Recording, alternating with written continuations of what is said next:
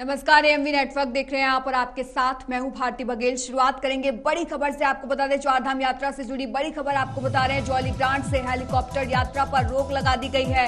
बद्रीनाथ और केदारनाथ की हेलीकॉप्टर यात्रा पर अब रोक लगा दी गई है। हेलीकॉप्टर सेवा 15 सितंबर तक बंद रहेगी। 1,500 से अधिक श्रद्धालु हेलीकॉप्टर में यात्रा कर चुके हैं और इसके साथ ही साथ आपको बता दें कि मौसम ठीक रहा तो 16 सितंबर से फिर से ये यात्रा शुरू की जाएगी। तो मौसम के चलते इस यात्रा पर रोक लगाई गई है। इस वक्त की बड़ी खबर लगातार आपको बता रहे हैं। 1,500 से अधिक श्रद्धालु हेलीकॉप्टर यात्रा कर चुके हैं। अगर मौसम ठीक रहा तो 16 सितंबर से फिर से ये यात्रा शुरू की जाएगी, लेकिन इस बीच ये यात्रा जो है वो बंद रहेगी। तो चारधाम यात्रा को लेकर ये बड़ी खबर मानी जा सकती है, जहां पर हेलीकॉप्टर यात्रा जो है उस पर रोक लगा दी गई है। जौलीग्रांट से ये हेलीकॉप्टर यात्रा होती थी, जिस पर फिलहाल के लिए रोक लगा दी गई है। बद्रीनाथ और केदारनाथ की हेलीकॉप्टर यात्रा जो होती थी उस पर रोक लगाई है।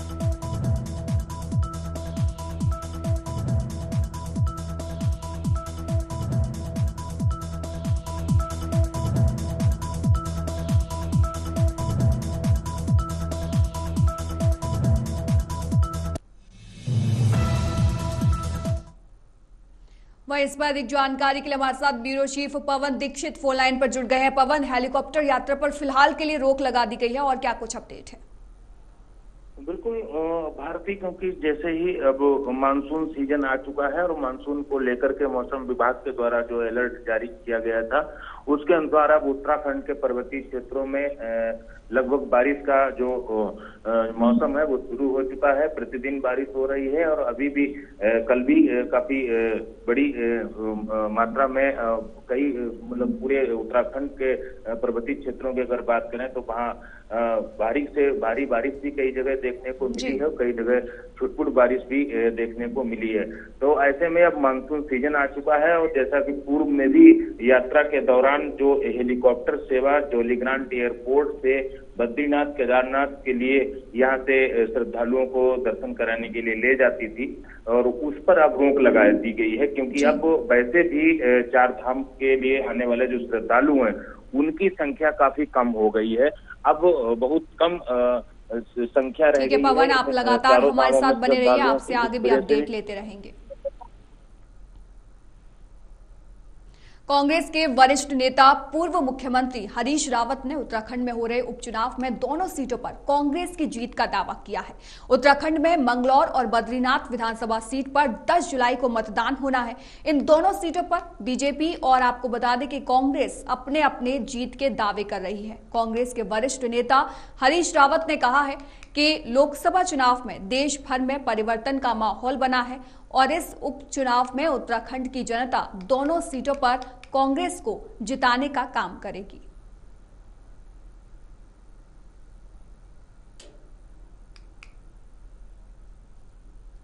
वहीं इस पर लगातार हमारे साथ ब्यूरो चीफ पवन दीक्षित फोन लाइन पर जुड़े हुए हैं। पवन, दोनों ही तरफ से अपने अपने दावे किए जा रहे हैं, किसके दावों में कितनी दम दिखाई दे रही है?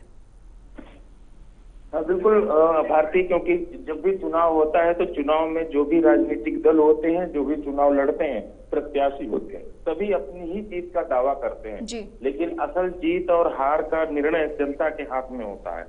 तो जनता अपना निर्णय लेगी और 10 तारीख को होने वाले मतदान में इन दोनों विधानसभाओं के लिए अपने प्रत्याशी का चयन करेगी। हालांकि भारतीय जनता पार्टी जहां इन दोनों सीटों पर जीत को लेकर के पूरी तरह से अस्वस्थ है, क्योंकि वर्तमान में भारतीय जनता पार्टी की ही उत्तराखंड में सरकार है और केंद्र में भी सरकार है। ऐसे में ज्यादातर उपचुनावों में ऐसा संभव भी है और ऐसा माना भी जाता है कि उपचुनाव में जनता भी अपने क्षेत्र के विकास को देखते हुए सत्ताधारी पार्टी के साथ ज्यादा झुकाव जनता का रहता है। इस वजह से भी भारतीय जनता पार्टी अपनी जीत का दावा कर रही है। लेकिन वहीं कांग्रेस पार्टी को पूरे देश भर में जो जन समर्थन इस बार मिला है, विपक्ष को मिला है, उससे कहीं न कहीं कांग्रेस के कार्यकर्ताओं में, नेताओं में भी एक नई ऊर्जा का संचार हुआ है। इसलिए कांग्रेस पार्टी भी अपनी जीत का दावा कर रही है और पूरे जोर खरोश के साथ पूरे ताकत के साथ इस बार चुनावी मैदान में दिखाई भी पड़ रही है। पवन, कांग्रेस और कार्यकर्ताओं में तो संचार हुआ ही है ऊर्जा का, लेकिन सबसे ज्यादा संचार यहाँ पर हरीश रावत में दिखाई दे रहा है। कभी वो टिक्की तलते हुए नजर आते हैं, कभी सब्जी बेचते हुए नजर आते हैं। एक अलग रास्ता वो जनता से जुड़ने का ढूंढ रहे हैं। क्या लगता है आपको, उन्होंने जो जीत का दावा किया है उसमें कितनी दम आपको दिखाई दे रही है? हालांकि भारती, क्योंकि हरीश रावत एक ऐसे नेता हैं उत्तराखंड के जो अपने आप को मीडिया में राजनीतिक तौर पर जीवित रखने के लिए स्वयं में अपने आप में कलाकार हैं। अपने आप में ही वो ऐसे बड़े नेता हैं कि जो अपने आप को, अपने राजनीतिक करियर को, अपनी राजनीतिक पहचान को जिंदा रखते हैं। अपने चाहे वो सामाजिक कार्यों के जरिए मीडिया की जो सुर्खियां बटोरने में कामयाब होते हों, चाहे वो ऐसे जो कमेंट्स करते हैं तो उससे भी मीडिया उनके प्रति आकर्षित होती है। हालांकि वो हैं भी उत्तराखंड के सबसे वरिष्ठ नेता हैं, सबसे बड़े नेता के तौर पर भी उनको माना जाता है। राजनीतिक सोच, राजनीतिक परिदृश्य भी उनसे सीखने को अन्य राजनीतिक दलों के भी नेताओं को मिलता है। सोशल मीडिया पर कैसे एक्टिव रहा जाता है जी। तो पवन, चर्चाओं में बने रहने तक ही ये दावा सीमित लगता है आपको, या फिर ऐसा लगता है कि कांग्रेस की तैयारी इस बार पूरी है इसलिए जीत के बड़े बड़े दावे किए जा रहे हैं? और इसके अलावा एक सवाल और है कि बीएसपी भी इस बार ताल ठोक रही है, उसका कितना दम दिखाई दे रहा है उत्तराखंड में? बिल्कुल भारतीय मंगलौर विधानसभा सीट की अगर बात करें तो वहां पर बहुजन समाजवादी पार्टी का ही वर्तमान में विधायक थे जो दिवंगत हो गए, उनके पुत्र फिर से बीएसपी के ही टिकट से महाचुनावी मैदान में है। यदि बसपा की ओर मुस्लिम मतदाता और एससी मतदाता ही यदि पूरी तरह से उनकी सहानुभूति के तौर पर सरवत करीम अंसारी के बेटे को अगर अपना समर्थन दे देता है तो दोनों ही पार्टियों के साथ खट्टे होना तय है। लेकिन ये उपचुनाव है और इसमें एक वो सत्ताधारी पार्टी है तो दूसरी ओर विपक्षी पार्टी के तौर पर कांग्रेस पार्टी है। और उस मंगलौर विधानसभा सीट की अगर बात करें तो वहां पर एक बार कांग्रेस और एक बार बहुजन समाजवादी पार्टी ही रही है। भारतीय जनता पार्टी के कभी खाता नहीं खुला है। लेकिन इस बार भारतीय जनता पार्टी ने भी अपना प्रत्याशी बड़े सोच समझ के साथ वहां पर उतारा है, बड़ी ताकत के साथ, और उपचुनाव भी पहली बार हो रहा है। और ऐसे में सबसे ज्यादा उम्मीद भारतीय जनता पार्टी को इस जीत को लेकर के है।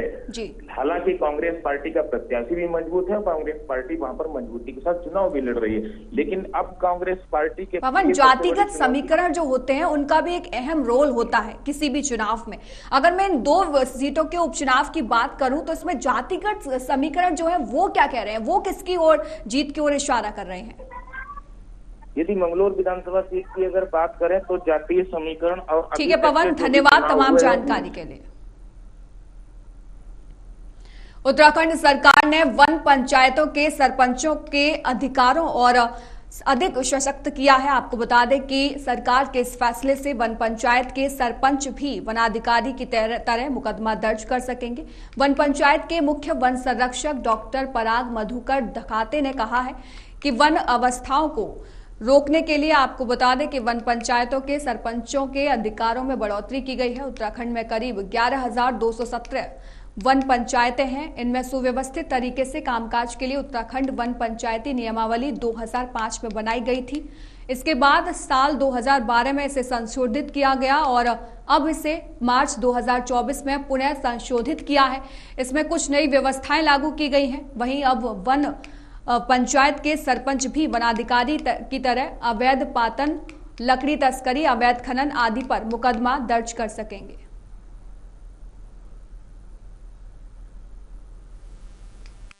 मुख्य रूप से जो उत्तराखंड के वन प्रबंधन के दृष्टिगत वन पंचायत यहाँ की बहुत ऐतिहासिक ऐसी संस्था है जहाँ पूरे विश्व में अपने आप में एक अनोखी संस्था है और सामुदायिक वानिकी के लिए जो है वो सर्व विश्व में जानी जाती है। 1930 से लेके ये संस्था यहाँ बनी है। उत्तराखंड में वर्तमान में 11,217 वन पंचायतें अवस्थित है और इनको और आर्थिक रूप से सुदृढ़ करने के लिए कुछ आवश्यकताएं थी, नियमावली बदलाव करने की आवश्यकता थी, जो सरकार ने उसको हम लोगों ने यहाँ चेंजेस किए हैं। इसी क्रम में जो वन पंचायत के सरपंच हैं उनको उनके अधिकारों से उनको परिपूर्ण किया गया है उनको ऐसी पावर दी गई है जो इनकी वर्तमान में आवश्यकता थी। वो वनाधिकारी के रूप में उनको ट्रीट किया गया है। साथ ही में उनके वन क्षेत्र में, जो वन पंचायत का क्षेत्र है, वहाँ पे अगर किसी प्रकार का वन अपराध होता है जो मतलब कंपाउंडेबल ऑफेंस है, उसके लिए वो अपना जुर्माना भी दर्ज कर सकते हैं। कोई कूड़ा वन पंचायत क्षेत्र में करता है, कोई अतिक्रमण की कार्रवाई करता है, उसके ऊपर भी कार्रवाई करने के उनको अधिकार दिए गए हैं। साथ ही में जुर्माना भी कर सकते हैं। इसके अतिरिक्त ऐसे भी उनको अधिकार दिए गए हैं जिसके अंतर्गत जो वन उपज है, फॉरेस्ट प्रोड्यूस, मुख्य रूप से आपके जो छोटे मोटे घास है या आपका झूला है, इनका रवन्ना भी वो काट सकते हैं।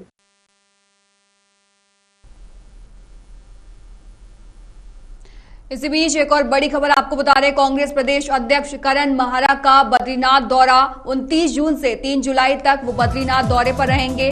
करण महारा कांग्रेस प्रत्याशी लखपत बुटोला के पक्ष में प्रचार करते हुए दिखाई देंगे। पोखरी नगर, गिवानी, पोखरी समेत कई जगहों पर वो प्रचार करेंगे। तो इस वक्त की बड़ी खबर लगातार आपको बता रहे हैं करण महारा से जुड़ी हुई। देखिए किस तरीके से करण महारा जो है वो कांग्रेस की तरफ से उपचुनाव तैयारियों में जुट गए हैं और इसी को लेकर तमाम जगह पर प्रचार जो है उनके द्वारा किए जाएंगे।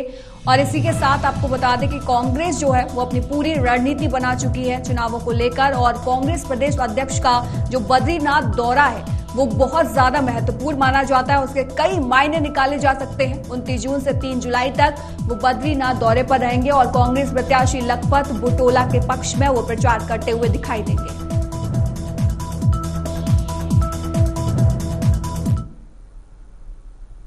नैनीताल जिले के भीमताल विधानसभा क्षेत्र के रामगढ़ ब्लॉक के अंतर्गत तल्ला रामगढ़ में आपको बता दें कि नवनिर्मित पुल का लोकार्पण किया। भीमताल विधायक राम सिंह कैड़ा ने कहा कि तल्ला रामगढ़ नौकाना पालीहली गांव को जोड़ने वाला पुल बीते वर्ष आई आपदा के दौरान बह गया था, जिस कारण ग्रामीणों सहित सभी स्कूली बच्चों को आवाजाही में भारी परेशानियों का सामना करना पड़ता था और बरसाती दिनों में ग्रामीणों और स्कूली बच्चों की आवाजाही बिल्कुल बंद हो जाती थी। ऊपर से नदी का भी खतरा निरंतर बना रहता था। विधायक राम सिंह कैड़ा ने ग्रामीणों और क्षेत्र के बच्चों की परेशानियों को देखते हुए 24 मीटर स्पान स्टील गार्डन पैदल पुल के पास पैसा स्वीकृत कराया। पुल का निर्माण कार्य पूरा होने के बाद आज पुल का विधायक राम सिंह कैड़ा ने लोकार्पण किया।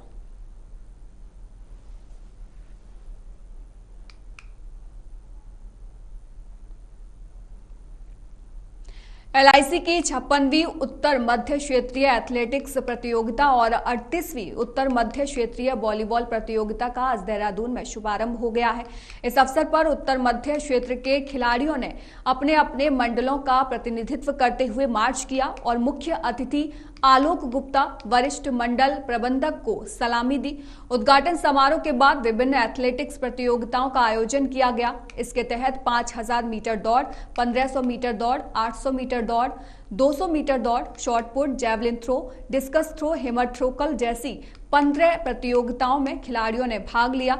वहीं प्रतियोगिताओं में आगरा, हल्द्वानी, बरेली, अलीगढ़, इलाहाबाद, मेरठ, फैजाबाद, वाराणसी, देहरादून, कानपुर, लखनऊ समेत तमाम मंडलों के बच्चों ने भाग लिया। आपको बता दें कि 2 दिनों तक चलने वाली इन खेल योजनाओं में प्रतियोगिताओं में पहले दिन महिला और पुरुष वर्ग में कुल 11 एथलेटिक्स प्रतिस्पर्धाओं में, जबकि दूसरे दिन वॉलीबॉल प्रतियोगिता का आयोजन किया जाएगा।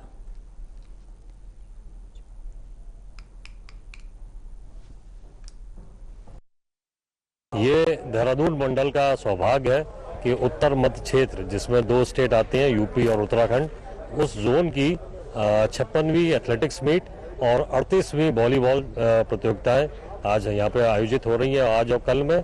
और इससे पूर्व में भी हमने अखिल भारतीय स्तर की भी देहरादून मंडल ने एथलेटिक्स मीट आयोजित की थी।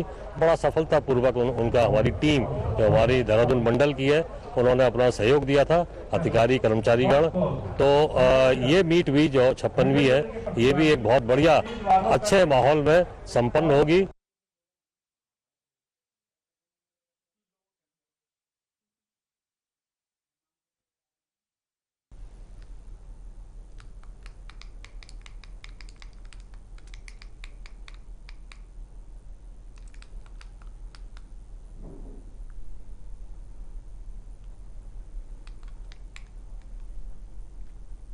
देहरादून से जुड़ी इस वक्त की बड़ी खबर आपको बता रहे हैं। उत्तराखंड में बारिश का येलो अलर्ट जारी किया गया है। राज्य में आम भारी बारिश की चेतावनी जाहिर है। आपको बता दें कि इस वक्त की बड़ी खबर लगातार आपको बता रहे हैं देहरादून से, जहां पर बारिश का अलर्ट जारी किया गया है। साथ ही साथ आपको बता दें कि राज्य में आज भारी बारिश होने की चेतावनी दी गई है। इसके साथ ही साथ आपको बता दें कि देहरादून, बागेश्वर और नैनीताल के लिए अलर्ट ये जारी किया गया है और 1 जुलाई तक प्रदेश भर के में तेज बारिश होने के आसार जो हैं वो जताए गए हैं। आकाशीय बिजली गिरने का भी अलर्ट जारी किया गया है। इस वक्त की बड़ी खबर लगातार आपको बता रहे हैं। तो उत्तराखंड में बारिश का येलो अलर्ट जारी किया गया है और उसको लेकर तमाम हिदायतें जो हैं वो प्रशासन की तरफ से दी गई हैं। आज भी भारी बारिश होने की चेतावनी जो है वो राज्य में दी गई है। देहरादून, बागेश्वर और नैनीताल में ये अलर्ट जारी किया गया है।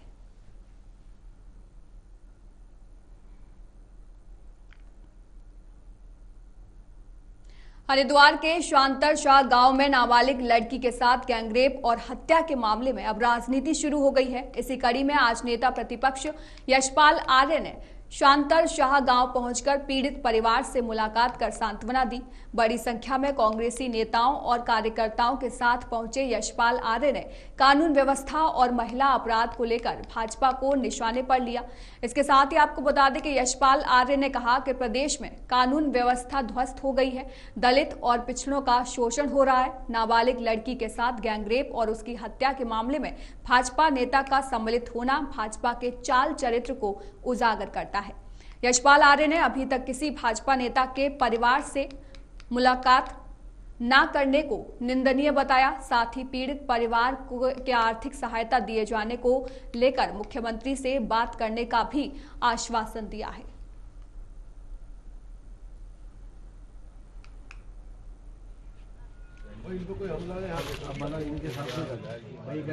हत्या कर दी जाती है, उसके साथ बलात्कार कर दिया जाता है और सरकार का कोई नुमाइंदा, कोई प्रतिनिधि यहाँ पर संवेदना करने के लिए भी यहाँ मौजूद नहीं है। कोई सुनवाई करने को तैयार नहीं है। स्पष्ट हो चुका है भारतीय जनता पार्टी का जो चाल है, चेहरा है, चरित्र है, वो स्पष्ट हो चुका है और हम सब परिवार इस दुखद घड़ी में साथ है और इस लड़ाई को हम अंत तक ले जाएंगे और न्याय और इंसाफ के लिए हम हर लड़ाई लड़ने को तैयार हैं।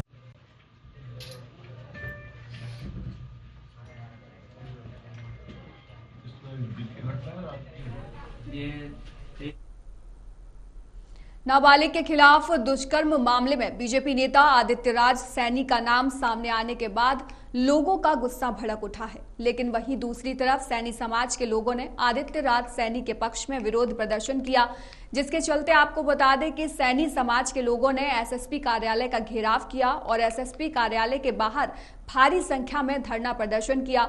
समाज के लोगों का कहना है कि आदित्यराज सैनी को झूठे आरोपों में फंसाया जा रहा है और उनके खिलाफ की गई कार्रवाई अस्वीकार्य है और इस मामले की निष्पक्ष जांच कराए जाने की मांग भी की गई है।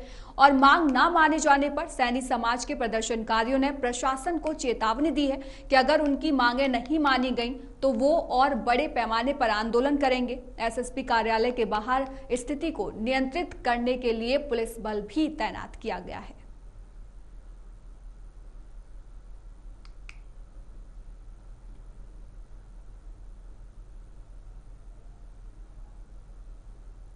उत्तराखंड में बीजेपी ने एक बार फिर 5 लोकसभा सीटों पर जीत दर्ज कराई है। 2024 के लोकसभा चुनाव में कांग्रेस पार्टी को हार मिलने का सबसे बड़ा कारण टिकट बंटवारा भी माना जा रहा है। पार्टी के प्रदेश अध्यक्ष करण माहरा ने भी माना था कि लोकसभा चुनाव में अगर पार्टी के बड़े नेताओं को टिकट मिलता तो चुनावी परिणाम कुछ और होते। साथ ही साथ आपको बता दें कि उनके मुताबिक यदि अल्मोड़ा से यशपाल आर्य, हरिद्वार लोकसभा से हरीश रावत या फिर मुझे टिकट मिलता, इसी तरह टिहरी से प्रीतम सिंह चुनाव लड़ते तो इन तीनों सीटों पर कांग्रेस की जीत होती। माहरा के इस बयान पर पूर्व मुख्यमंत्री हरीश रावत ने अपनी प्रतिक्रिया देते हुए कहा कि बड़े नेताओं के चुनाव लड़ने से भले ही वोटों के लिहाज से हार का अंतर कम होता हो, मगर लोकसभा चुनाव में हार निश्चित होती। हरीश हरीश रावत ने कहा कि करण महारा ने बिल्कुल ठीक कहा है। अगर पार्टी के वरिष्ठ नेता चुनाव लड़ते तो जहां पहले से 2-2.5 लाख मतों से हार होनी थी, तब 5,000 वोटों तो वोटिंग पैटर्न का जो अध्ययन है उसको लेकर हरीश रावत का बड़ा बयान सामने आया है। हरीश रावत जो कि पूर्व मुख्यमंत्री रह चुके हैं, उन्होंने कहा कि कम मार्जिन से हारते मगर हार निश्चित थी, लेकिन अगर बड़े नेता ये चुनाव लड़ते तो तस्वीर कुछ और ही होती। उत्तराखंड के देहरादून से ये बड़ी खबर आपको बता रहे हैं और देखिए किस तरीके से चुनाव सर पर है, उसको लेकर तमाम नेताओं की बयानबाजी जो है वो जारी है। इसी को लेकर कांग्रेस के जो नेता हैं, पूर्व मुख्यमंत्री हरीश रावत, वो लगातार चर्चाओं में बने हुए हैं। जिस तरीके से वो दावे कर रहे हैं कांग्रेस की जीत के, ये अपने आप में एक बड़ी बात है, क्योंकि कांग्रेस लोकसभा चुनावों के बाद कॉन्फिडेंस में नजर आ रही है और उसके बाद आपको बता दें कि तैयारियां जो है कांग्रेस की तरफ से वो लगातार शुरू हो गई हैं। और ये जो कहा उन्होंने, पर नतीजा इतना होता है कि जहां हम 2.25 लाख 2 लाख से 2.5 लाख से हार रहे हैं, 50,000 कम से हारते, यही नतीजा होगा। क्योंकि इन वोटिंग पैटर्न का आप अध्ययन करिए, तो आप उस पैटर्न को अध्ययन करने के बाद आपको ये लगेगा कि कोई न कोई कुछ चीज़ें ऐसी हुई हैं जिसके कारण हमने पर्वतीय लोगों का विश्वास खोया है, पहाड़ों का विश्वास हम पर इस चुनाव में नहीं जमा है। उस विश्वास को कैसे हम रिगेन करें, हम फिर उसके अंदर घुसे, उस पर हमको मनन करना चाहिए। और अब इसका बारीकी से विश्लेषण करने के बाद मैं इस नतीजे पर पहुंचा हूं कि अध्यक्ष जी जो कह रहे हैं वो अपनी जगह पर है, वो ठीक है, उन्होंने ठीक कहा है। 40-50 हजार का अंतर जरूर पड़ता है। रेडी आपका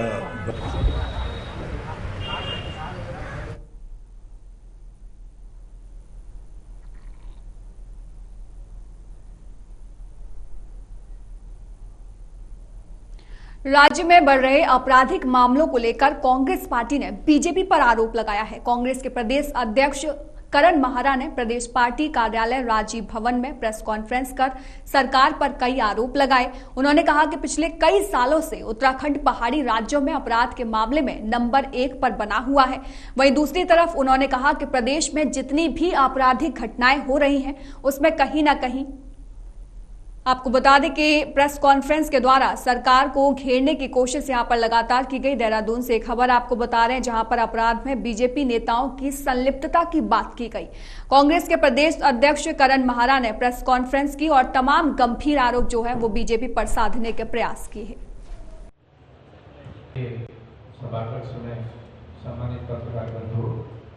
निश्चित ही मुख्यमंत्री को भी इस्तीफा देना चाहिए और पुलिस को, भले ही उन्होंने अपराधियों को पकड़ लिया, लेकिन ये बताएं कि आखिर ऐसी स्थिति क्यों आई। अगर मेरे से पूछे तो अगर आरएसएस के संजय कुमार पे खाली उनको प्रदेश से बाहर ना भेजा गया होता, कार्रवाई होती, तो आज हिम्मत नहीं होती। अंकिता भंडारी मर्डर केस में अगर वीआईपी को ना बचाया गया होता, अगर डोजर नहीं चलाया होता, सबूत नहीं मिटाए होते, आग नहीं लगाई होती और वीआईपी पकड़ा जाता, तो छुट भाई ये नेताओं की हिम्मत नहीं होती। चाहे वो इनका किसान मोर्चे का अध्यक्ष हो जिसने मॉलेस्ट किया, चाहे वो इनका चंपावत का अध्यक्ष हो जिसने नाबालिग का बलात्कार किया, जमानत में बाहर है, चाहे 26 जून को बहुत ही बड़ी घटना घटी बहादुराबाद में, भाजपा नेता और ओबीसी के आयोग का जो सदस्य था, इसका नाम है आदित्य सैनी, इसने एक 14 साल की लड़की का बलात्कार और उसके बाद मर्डर हो गया। ये घटनाओं को अंजाम नहीं दे पाते। उत्तरकाशी की 4 बहनों को अगर न्याय टाइम पे मिल गया होता जो SC ST की थी, तो शायद ये हिम्मत ना बढ़ती। लेकिन